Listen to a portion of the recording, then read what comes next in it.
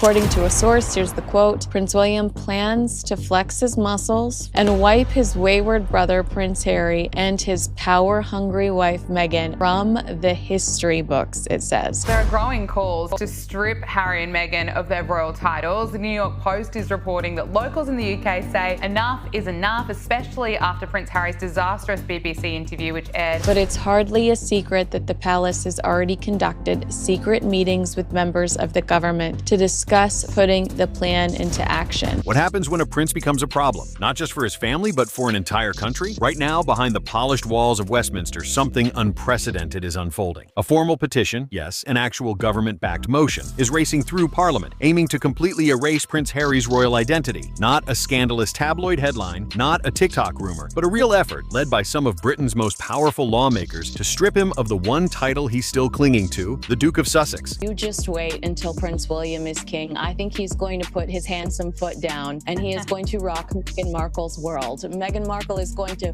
be humbled very quickly. According to a report in OK magazine, Prince William plans on stripping both Harry and Meghan of their HRH titles once he becomes king. Why now? Is it because of the Oprah interview that shocked the world? The Netflix deal that raked in millions while bashing the monarchy? Or maybe it's the memoir that didn't just spill tea but scorch the royal legacy with gasoline? No, it's deeper than all that. This isn't just personal anymore. It's social. It's constitutional. And for the House of Lords, this isn't about punishing Harry. It's about protecting the integrity of a 1,000-year-old institution.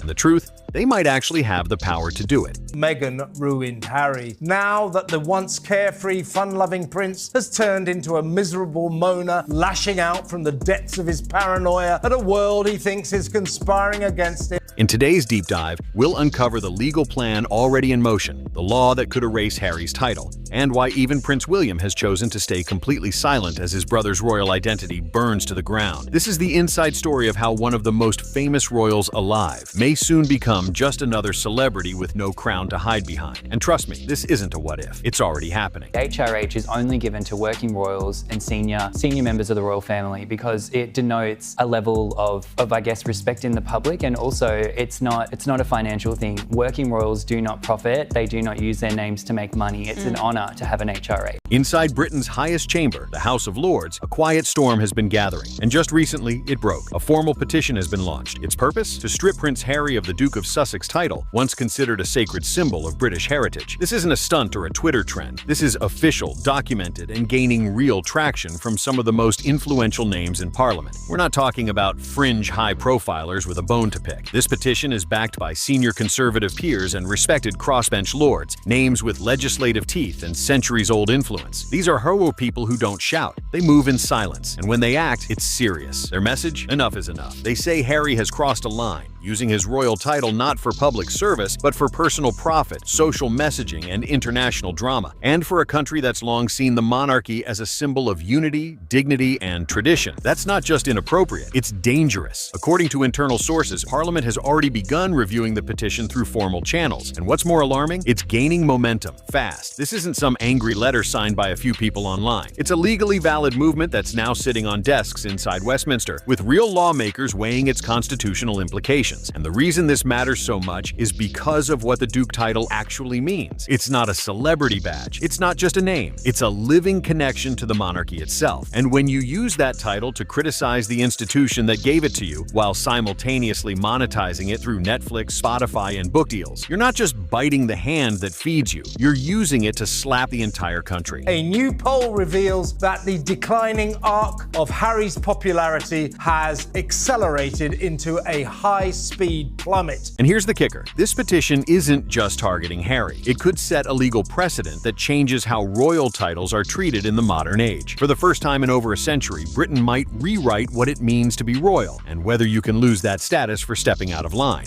But if you think this all started with some angry voters, think again. Because behind closed doors at Buckingham Palace, something else was brewing. Let's go back to the moment everything truly started to unravel. Not in public, but in private. When the royal family held the now infamous Sandringham Summit, where key members met to decide Harry and Meghan's future roles, there was a notable absence. Meghan Markle wasn't invited. Why? Sources later confirmed that palace officials feared she might secretly record the meeting and leak it to the media. And it's all about trust. They excluded Meghan Markle from the Sandringham Summit because they were afraid she would secretly record have the meeting and release it to the media. There is no trust when it comes to Prince Harry. Think about that for a second. This isn't some conspiracy theory. This is a level of distrust so deep, the royal family treated one of their own like a potential security risk, and that was just the beginning. According to insiders, trust in Harry collapsed the moment he walked away, but even more so when he started speaking out. What might have once been framed as an escape from media pressure quickly evolved into a full-scale campaign against the institution, with Harry and Meghan painting themselves as victims while keeping their royal titles front and center. This has been Meghan Markle's MO from the beginning. She wants all of the privileges that go along with an identity, but she doesn't want any of the responsibilities. She doesn't want to do any of the work. She wants the tiara. She doesn't want the public service. And for the palace, this was the ultimate betrayal. Working royals are expected to remain neutral, media-controlled, and aligned with tradition.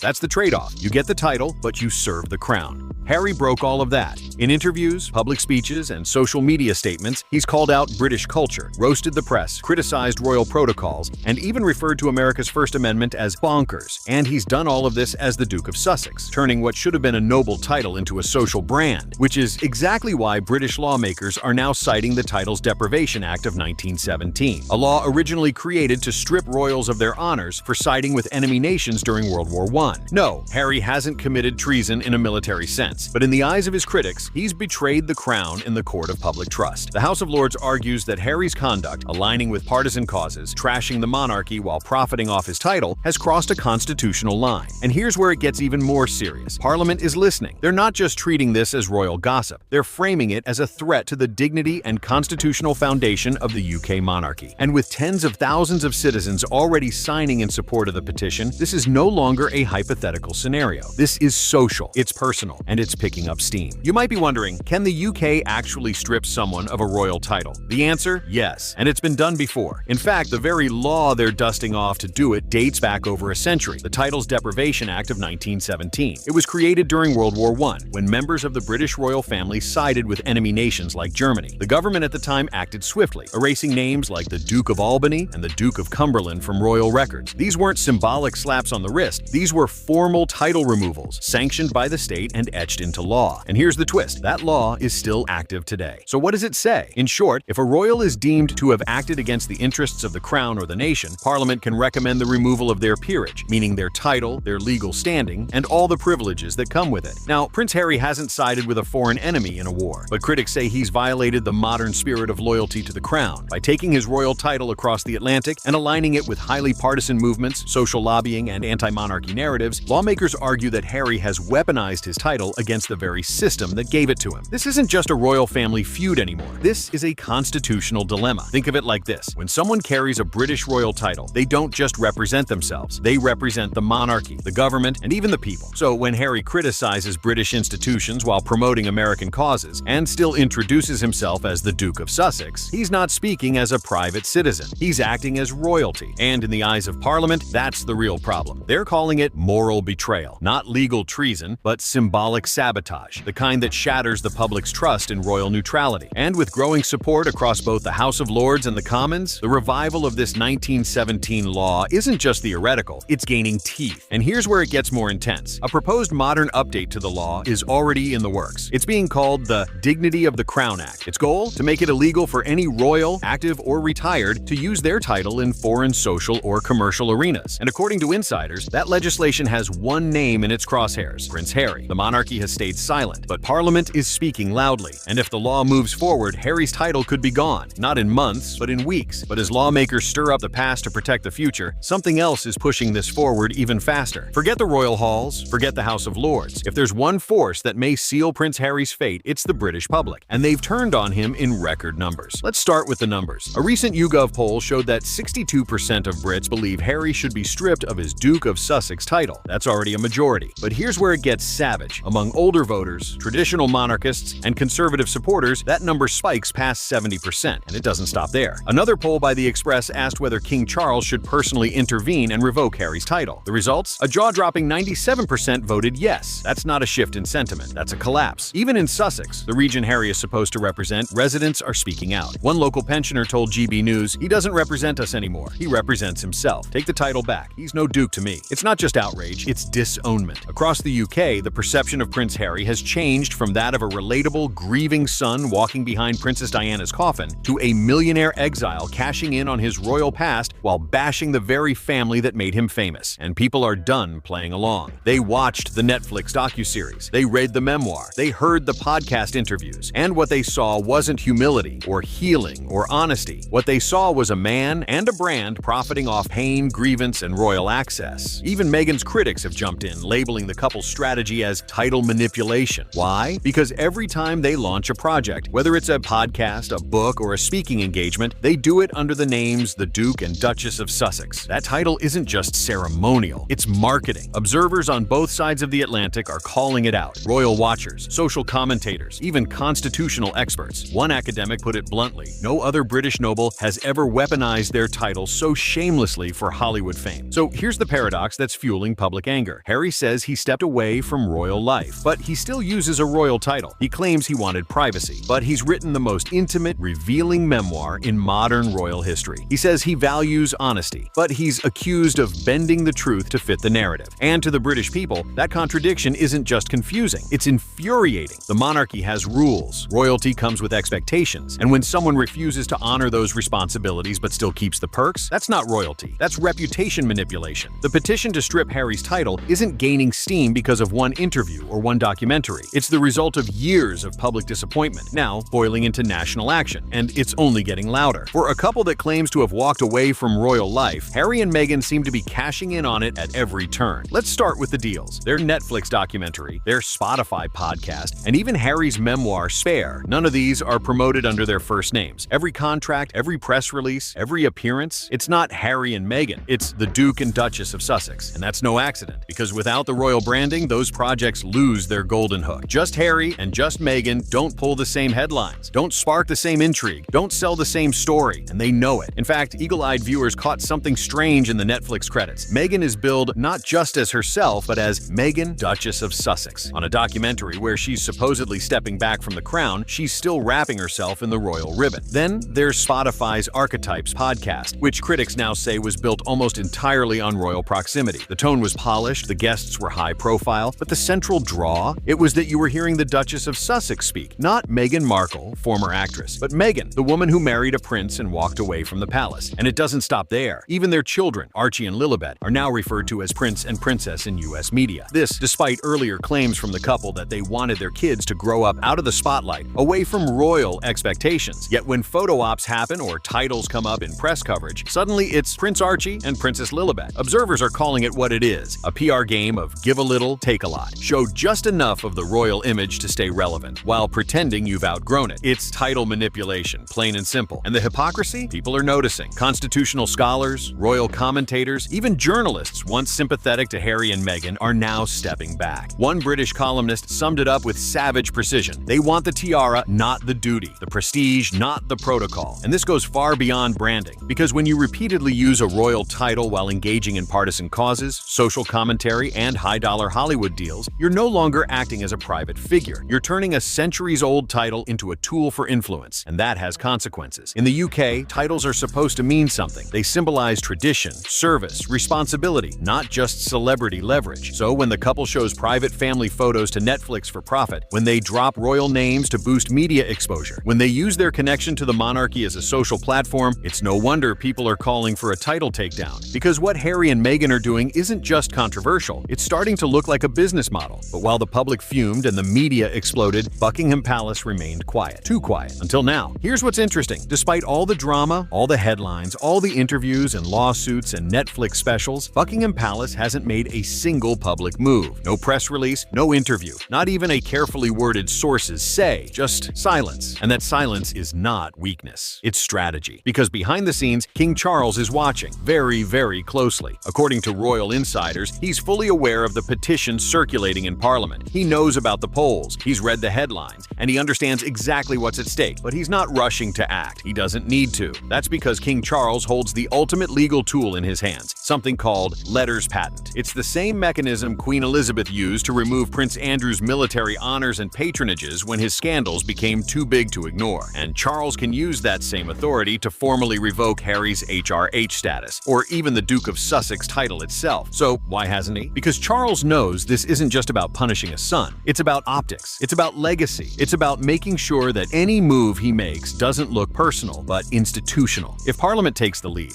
if the petition gains legal traction and the House of Lords pushes forward, Charles can step in later with the final stroke of the pen. Clean, constitutional, above reproach. That's the game he's playing. Not reaction, but reputation. As royal biographer Robert Lacey put it, King Charles doesn't want this to look like a father punishing his child. He wants it to look like a nation protecting its monarchy. And there's one more silence that speaks volumes. Prince William. Insiders say William has been completely hands-off about the petition, offering no objections, no statements, and no backroom resistance. And in royalty, silence is rarely apathy. It's approval. Because while Charles is thinking about legacy, William is thinking about the future crown. And every time Harry uses his title to push a book, roast the family, or speak socially overseas, it's a blow to the institution William is set to inherit. One source close to the palace put it simply, William thinks the damage is done. The title has to go. And when the heir to the throne doesn't object to stripping his brother of royal status, that's not just silence. That's permission. Of all the voices that have weighed in on the drama surrounding Prince Harry, one voice has remained completely silent. And it might be the most powerful one of all, Prince William. Now, don't mistake his silence for passivity. According to insiders, William knows exactly what's going on. He's fully aware of the petition in Parliament. He knows about the public backlash, the law being revived, the private pressure building behind the scenes. And yet, he hasn't spoken a word against it. Not one objection, not one plea for patience, nothing. And in royalty, silence from the future king doesn't mean indifference. It means strategy. Sources close to the palace say William sees Harry's continued use of the Duke of Sussex title, especially in the US, as a direct threat, not just to the family's reputation, but to the long-term integrity of the monarchy. Every time Harry signs off on a Hollywood deal, gives a socially charged interview, or steps onto a stage as the Duke, he's not just pushing boundaries, he's redefining what it means to be royal. And for William, who is preparing to inherit that institution, that's unacceptable. Think about it. William has kept royal tradition alive while modernizing the monarchy's image. Quiet, calculated, always above scandal. Meanwhile, Harry is selling royal access in the form of memoirs, docuseries, and sound bites. For William, it's not just a sibling rivalry anymore. It's damage control. He knows that any future scandal attached to Harry could reflect back on him, on Kate, on their children, and on the crown he's set to inherit. That's why he's not stepping in to defend his brother, because he agrees with the direction this is heading. According to one insider, William believes that stripping Harry of the Duke title may be the only way to protect the monarchy's credibility long-term. And if the public and Parliament take the lead, the royal family can avoid direct blame, while still benefiting from the outcome. It's clean, it's calculated, and it's working. With Charles staying quiet and William stepping aside, Parliament has a clear path to act. And Harry, he's running out of time. If you're fascinated by the unraveling of modern royalty, this is just the beginning. Hit that subscribe button, because here at Buzzline, we break down the rise, fall, and fallout of fame, where truth and power collide. Thanks for watching.